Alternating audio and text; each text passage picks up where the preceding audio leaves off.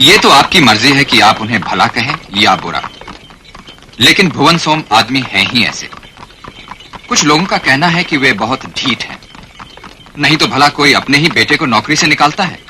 बहुत बरसों तक एक अजीब अकेलेपन की जिंदगी बिताने के बाद आज अचानक सोम साहब अपने ऑफिस की चारदीवारी से निकलकर बाहर एक नए संसार में आ गए। सदा अकेले, एकदम अकेले। यही तो उनकी जिंदगी है। देखिए ना, जब तक घरवाली जिंदा रही, सोम साहब ने कभी उसे चैन की सांस नहीं लेने दी। अपनी अजीब आदतों से उसका जीना दूभर कर दिया। एक इकलौता लड़का है, सो वो भी अपने पिता के साथ नहीं रहता।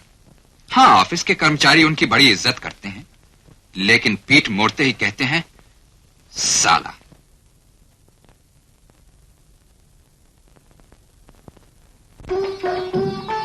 बंगाल,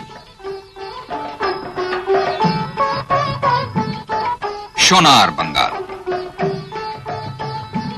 महान बंगाल।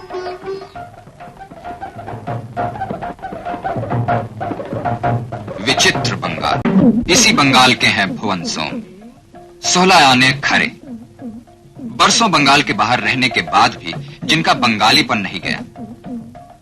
भुवन सोम एक विशुद्ध बंगाली। रेलवे के बहुत बड़े अफसर हैं सोम साहब। अपने काम के पक्के और बड़े ईमानदार।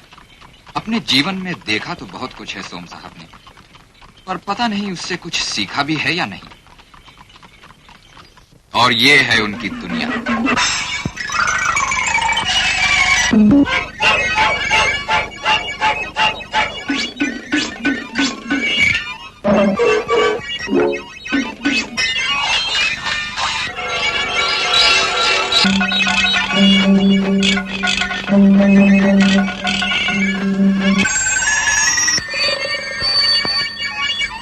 Hello hello hello hello hello hello hello hello.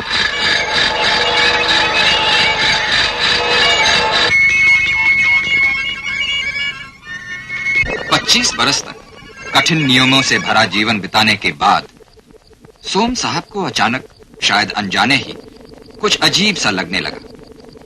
वे रोज रोज की अपनी नीरस जिंदगी से ऊबने लगे।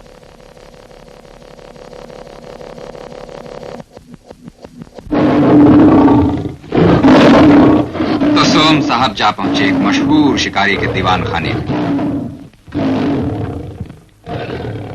शिकार ভালোই মন্দ নয়। और सोम साहब ने तय कर लिया, हम भी शिकार खेलेंगे।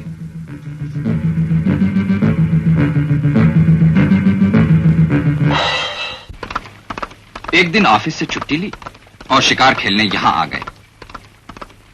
लेकिन सोम साहब शिकार किसका करेंगे? शेर का? না না, কি দরকার ওসব।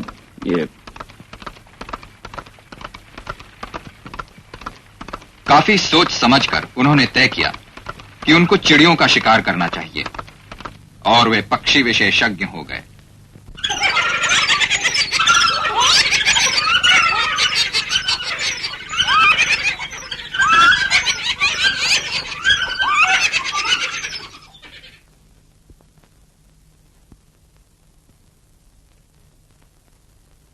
फिर एक दिन वे अपने चिड़िया मार अभियान पर निकल पड़े। आज रात भर वे इस डाक बंगले में रहेंगे। कल सवेरे उनकी चिड़िया शिकार यात्रा शुरू होगी। वे करीब 10 मील बैलगाड़ी में जाएंगे, फिर उसके बाद पैदल। लोगों का ख्याल है ये सोम साहब का नया शौक है।